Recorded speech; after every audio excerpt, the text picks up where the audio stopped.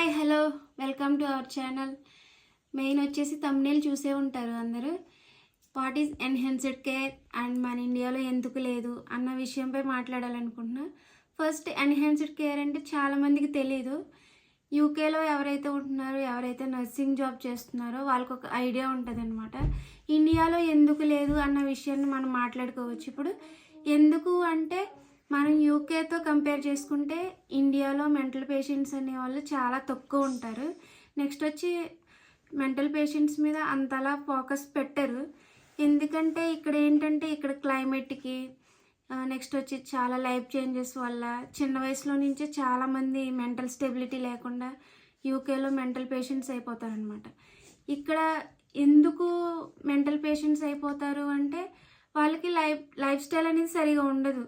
Parents నుంచి bondings అనేవి సరిగా ఉండవు. నెక్స్ట్ వచ్చి వాళ్ళకి ఒక ప్రాబ్లం వస్తే సాల్వ్ చేసుకునే కెపాసిటీ ఉండదు.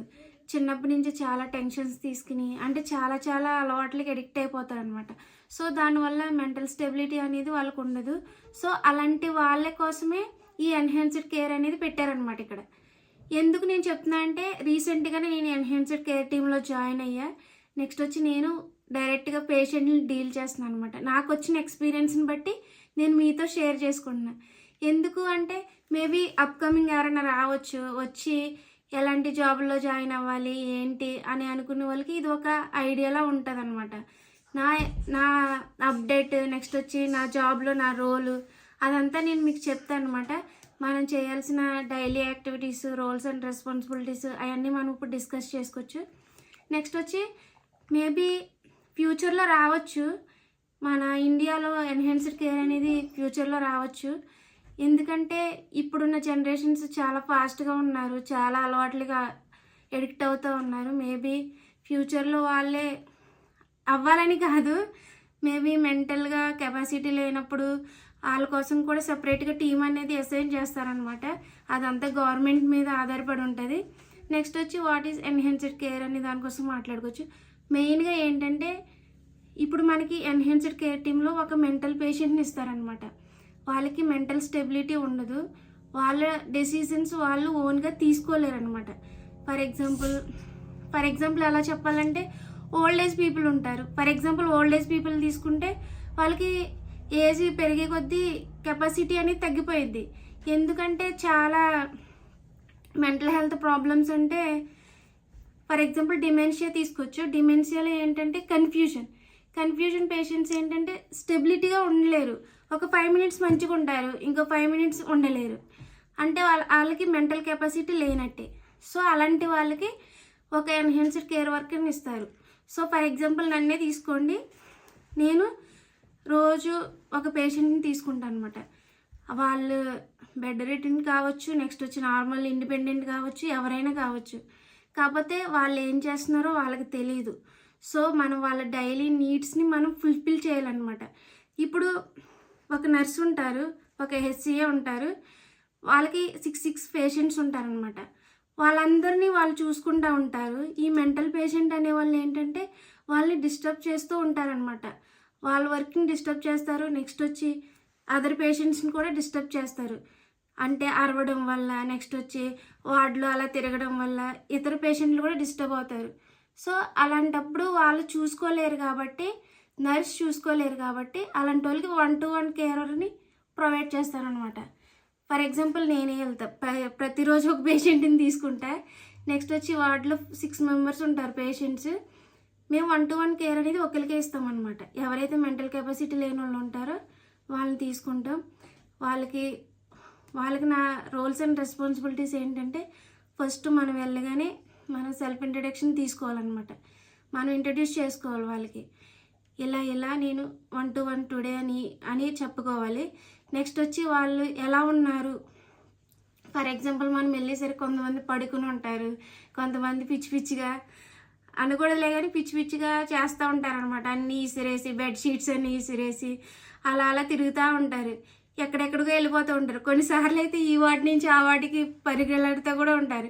అలాంటి వాళ్ళు మనం తెచ్చుకుని మళ్ళీ వార్డులో కూర్చోబెట్టి వాళ్ళకి యాక్టివిటీస్ అనేవి చేయించాలన్నమాట. లైక్ ప్లేయింగ్, వాళ్ళ ఇష్టాలు ఏంటి అని అడిగి తెలుసుకుని, వాళ్ళకి గేమ్స్ ఇష్టమా, సాంగ్స్ ఇష్టమా, అలాంటివన్నీ మనం చేస్తూ ఉండాలన్నమాట.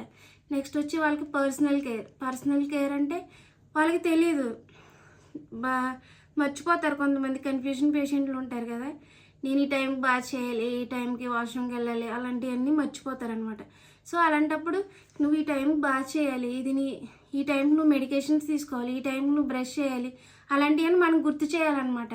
1కి 10 సార్లు చెప్తా ఉంటే వాళ్ళకి అర్థమవుతుంది, వాళ్ళు ఆ మూడ్లో ఉంటారనమాట.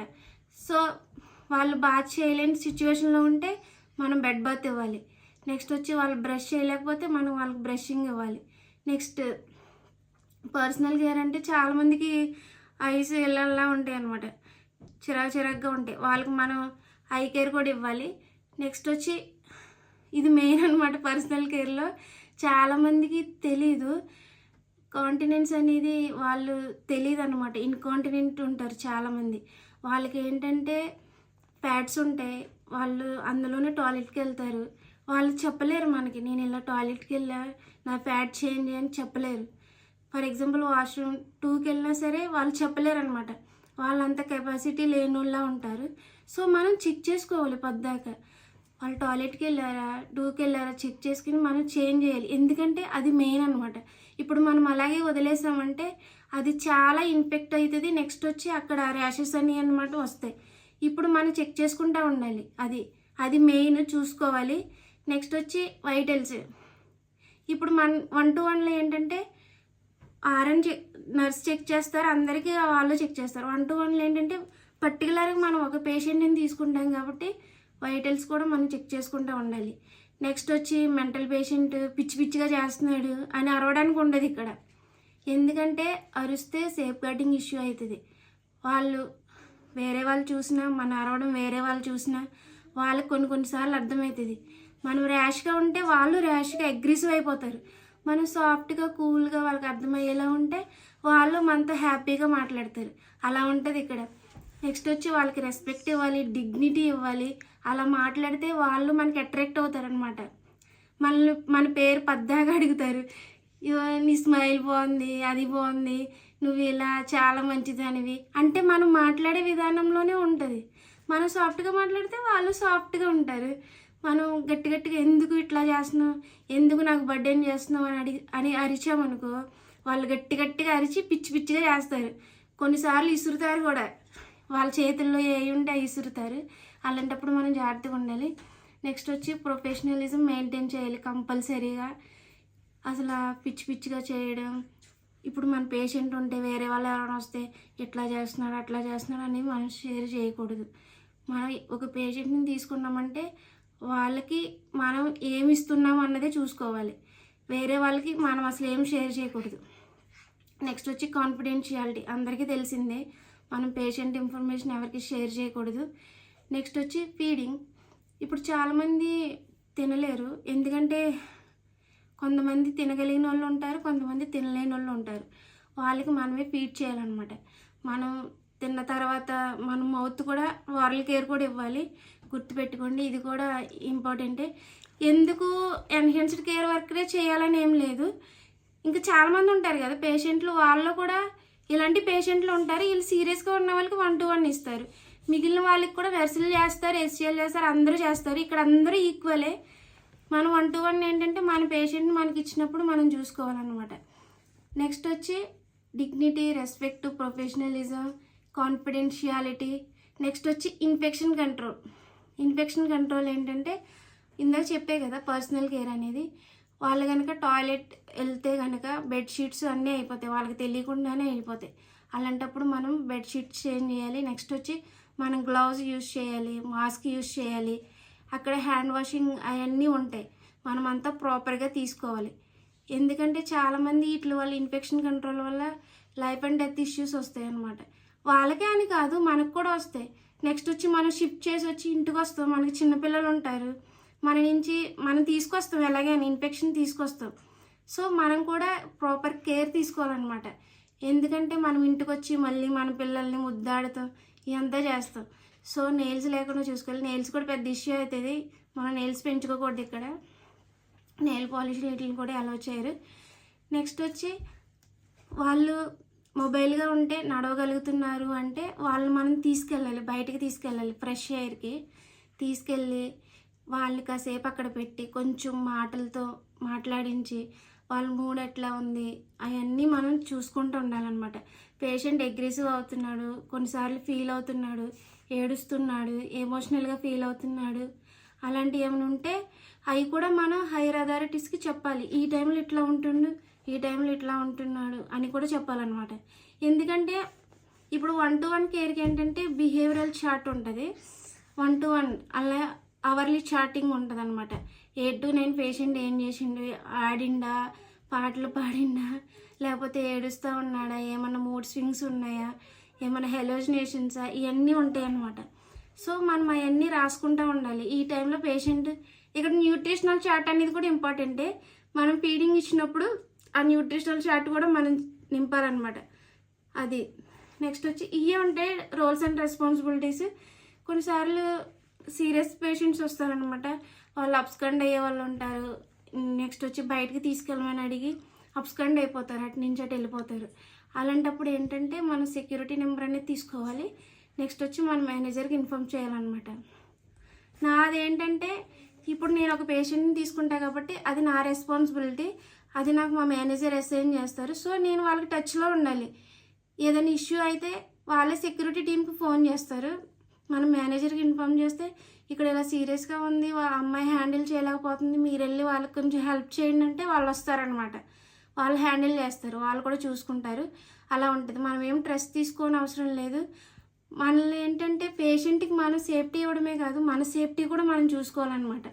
ఎందుకంటే కొన్నిసార్లు వాళ్ళ చేతుల్లో ఏది ఉన్నది నెట్టేస్తారనమాట అగ్రెసివ్ పేషెంట్స్. అలాంటప్పుడు కూడా మనం జాగ్రత్తగా ఉండాలి, వాళ్ళతో మాట్లాడేటప్పుడు కోపం రాకుండా. నెక్స్ట్ వచ్చి నీకు ఏది ఇష్టం, ఏం కావాలి, ఏం తింటావు, జ్యూస్ తాగుతావా, టీ తాగుతావా, ఇట్లా అడుగుతా, కూల్ మేనర్లో అడిగితే వాళ్ళని కూల్ చేయాలన్నమాట. ఇవే నా డైలీ రొటీన్స్. నెక్స్ట్ వచ్చి మెయిన్ ఇంపార్టెంట్ వచ్చేసి బిహేవియరల్ చార్ట్ ఉంటుంది అనమాట. ఇక్కడ మెంటల్ పేషెంట్స్ అనేవాళ్ళు సెక్షన్లో ఉంటారు. మనం ఫస్ట్ చూసుకోవాలి ఏ సెక్షన్లో ఉన్నారు. 4 సెక్షన్స్ ఉంటాయి. సెక్షన్ 2, 3, 4 అని చూసుకోవాలన్నమాట. 4 అంటే బాగా హై రిస్క్ అనమాట. వాళ్ళని మనం చెప్పలేము, వాళ్ళు ఏదైనా చేయగలుగుతారు. అలా సెక్షన్ చూసుకోవాలి. మనం బిహేవియరల్ చార్ట్ అనేది మెయింటైన్ చేయాలి, న్యూట్రిషనల్ చార్ట్ అనేది కూడా మెయింటైన్ చేయాలి. ఇఫ్ ఏదైనా సీరియస్ ఉంటే మనం వైటల్స్ మనం చెక్ చేస్తూనే ఉండాలన్నమాట. ఇవి నా daily roles and responsibilities. Next వచ్చి మన ఎండ్ ఆఫ్ ది డే మన పేషెంట్ని మనం ఎట్ట చూసుకున్నాం, మనం ఏం కేర్ ఇచ్చాం, మనం ఏం నేర్చుకున్నాం అన్నది మనం చూసుకోవాలన్నమాట. నెక్స్ట్ వచ్చి దీనికి క్వాలిఫికేషన్స్ వచ్చేసి నర్సింగ్ వాళ్ళు ఎక్కువ తీసుకుంటారు, ఎందుకంటే వాళ్ళకి కొంచెం ఓపిక ఉంటుంది అన్నట్టుగా వాళ్ళు ఆలోచిస్తారనమాట. ఇఫ్ ఎవరైనా నర్సింగ్ బ్యాక్గ్రౌండ్ ఉంటే వాళ్ళు అప్లై చేసుకోవచ్చు. ఎందుకంటే ఇది సైకాట్రిక్లోకి వస్తుంది అనమాట. మెంటల్ హెల్త్ నర్సింగ్ ఉంటుంది కదా, అందులోకి వస్తుంది. ఎవరైనా మెంటల్ హెల్త్ నర్సింగ్ చేస్తుంటే వాళ్ళకి స్టాఫ్ నర్స్ కూడా అవ్వచ్చు. ఇక్కడ నేనైతే ఇప్పుడే స్టార్టింగ్లో స్టార్ట్ చేశాను. మేబీ 1 year తర్వాత మనం కూడా ఇందులో మెంటల్ హెల్త్ నర్సింగ్లో స్టాఫ్ అవ్వచ్చు. దీనికి కూడా మంచి ఫ్యూచర్ ఉంటుంది. ఎవరైనా మెంటల్ హెల్త్ నర్సింగ్ చేసి ఎవరైనా వచ్చే వాళ్ళంటే దీనికి అప్లై చేసుకోవచ్చు. లేకపోతే ఎవరైనా చదువుకుంటున్నారు అనుకుంటే సైకాట్రిక్లో కూడా మీరు మీ ఫ్యూచర్ని గెయిన్ చేసుకోవచ్చు. ఇదే ఈరోజు వీడియో నేను మాట్లాడాలనుకునేది. మేబీ చాలామందికి యూజ్ అవుతుంది అనుకుంటున్నాను. ఎందుకంటే చాలామంది నర్సింగ్ వైపు ఇంట్రెస్ట్ చూపిస్తున్నారు. చాలామంది ఇయర్లీ చాలామంది రిలీజ్ అవుతూనే ఉన్నారనమాట. ఎందుకంటే అబ్రాడ్ లైఫ్ అనేది డిఫరెంట్గా ఉంటుంది. మనం ఇండియాలో ఎంత చేసినా కొంచెం శాలరీయే, మన ఫ్యామిలీని మనం లీడ్ చేయలేం. ఇప్పుడు ఏంటంటే వచ్చి ఇక్కడ సెటిల్ అయ్యి జాబులు చేసుకుని మంచిగా సెటిల్ అయ్యి ఇండియాకి వెళ్ళి మళ్ళీ చేసుకున్న తప్పులేదు. ఫస్ట్ మీరు చదువుకున్న చదువుకి న్యాయం చేయండి, రండి. అప్పుడులో మాకు ఇంత అవేర్నెస్ లేదు, మేము ఇప్పుడిప్పుడే స్టార్ట్ చేసాం. ఎందుకంటే మేము యూట్యూబ్ ఛానల్ పెట్టింది మెయిన్గా నర్సెస్కి యూజ్ అవ్వాలి, మన వల్ల ఎంతో కొంతమంది రావాలి, ఇన్ఫర్మేషన్ తెలియాలి, నాలెడ్జ్ గెయిన్ చేసుకోవాలి అన్నట్టుగానే మేము పెట్టాం. అంతే తప్ప వేరేది ఏం లేదు. మేబీ ఈ వీడియో ఎవరికైనా యూజ్ అవుతుంది అనుకుంటే వాళ్ళకి షేర్ చేయండి. మేబీ ఇప్పుడు ఏంటంటే పేరెంట్స్ కూడా చూస్తారు. మేబీ మీ పిల్లలు నర్సింగ్ చేస్తున్నారంటే వాళ్ళకి యూకే రావడానికి ఎట్లా అనేది మీకు ఒక ఐడియా ఉండాలి. అప్పుడులో మా డాడీ వాళ్ళకి లేదు. ఎట్లా అంటే అప్పుడు ఇంత సోషల్ మీడియా అవేర్నెస్ లేదనమాట. సో ఇప్పుడు పేరెంట్స్ చూస్తున్నారు యూట్యూబ్, అలాగని పిల్లలు చూస్తున్నారు. ఖచ్చితంగా యూజ్ అవుతుంది. నర్సింగ్ స్టూడెంట్కి షేర్ చేయండి. మీ ఫ్యామిలీలో ఎవరున్నా సరే వాళ్ళకి షేర్ చేయండి. యూజ్ అవుతుంది అనుకుంటే లైక్ చేయండి, సబ్స్క్రైబ్ చేయండి. Thank you for watching.